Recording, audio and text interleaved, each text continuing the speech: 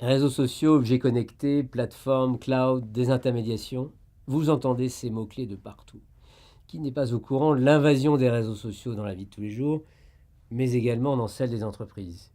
Du déferlement des objets connectés qui laisse peu à peu aucun procédé à l'écart d'une mesure fréquente, de l'intermédiation numérique qui refaçonne progressivement les chaînes de marché avec des places de marché intelligentes, mues par des plateformes, grâce à de l'infrastructure cloud, et qui industrialise la collaboration entre parties prenantes à travers des transactions numériques. Eh bien, il faut comprendre que l'infrastructure fondamentale de tout cela repose sur un triptyque mathématico-informatique. Des modèles, des données et des algorithmes. Trois facettes connexes du véritable moteur de l'innovation économique actuelle.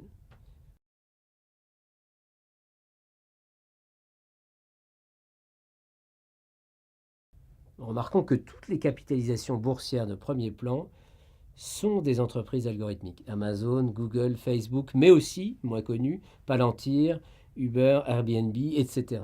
Et ceci n'est pas un hasard. On peut penser à Jeff Bezos, patron d'Amazon, qui voit son entreprise comme un gigantesque algorithme, depuis l'achalandage de la boutique jusqu'à l'organisation des entrepôts. Une machine numérique que je vais optimiser chaque jour, chaque heure, en embauchant des mathématiciens plutôt qu'en faisant de la publicité.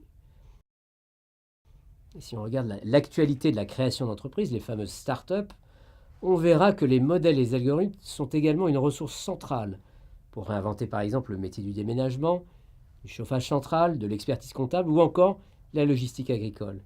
De fait, nous verrons qu'il n'y a guère de raisons pour lesquelles ces sujets ne concerneraient pas tout autant les métiers les plus traditionnels des PME régionales, tant les algorithmes sont par nature une matrice générique de transformation de l'essentiel des fonctions d'une entreprise, systématisable et déployable à grand volume et à très faible coût.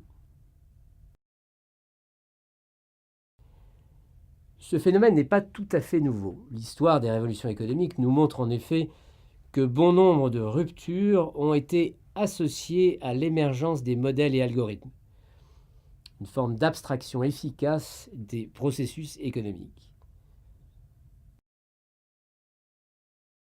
Pourquoi s'est-on tant mis à parler de big data puis d'intelligence artificielle depuis, disons, 2010 ? Plus qu'aux ruptures scientifiques, dont l'essentiel était déjà acquis avant l'an 2000, l'accélération récente est liée à la commoditisation accélérée des données, des modèles et des algorithmes. Depuis le début du XXIe siècle, on constate l'effondrement simultané des coûts.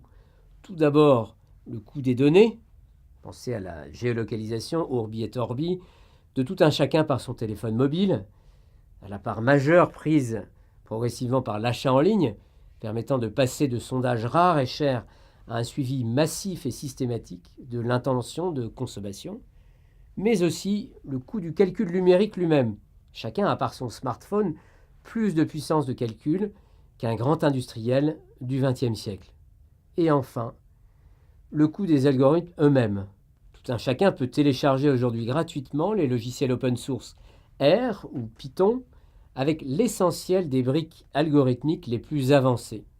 De fait, à la fin du siècle dernier, les compagnies aériennes ont dû investir des dizaines d'hommes-en ingénieurs et des ressources de calcul massives pour mettre en place le yield, revenue management, ou disons tarification paramétrique en temps réel des vols, qui mobilise des algorithmes élaborés d'optimisation stochastique.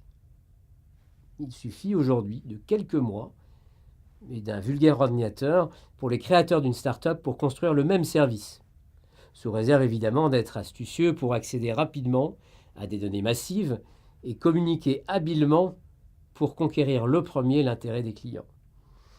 Ce qui signifie que si vous ne le faites pas vous-même, il reste bien peu de barrières technologiques et capitalistiques pour empêcher des concurrents, même de jeunes étudiants, pour réinventer votre métier. Ainsi, il y a quelques années, le déménagement a été bousculé par une start-up ayant simplement associé un achat en ligne simplifié à l'extrême, grâce à de la donnée d'apprentissage des besoins, et une tarification paramétrique donnant des bons plans optimisés suivant la disponibilité, grâce précisément à des algorithmes de type yield similaires à ceux des billets d'avion.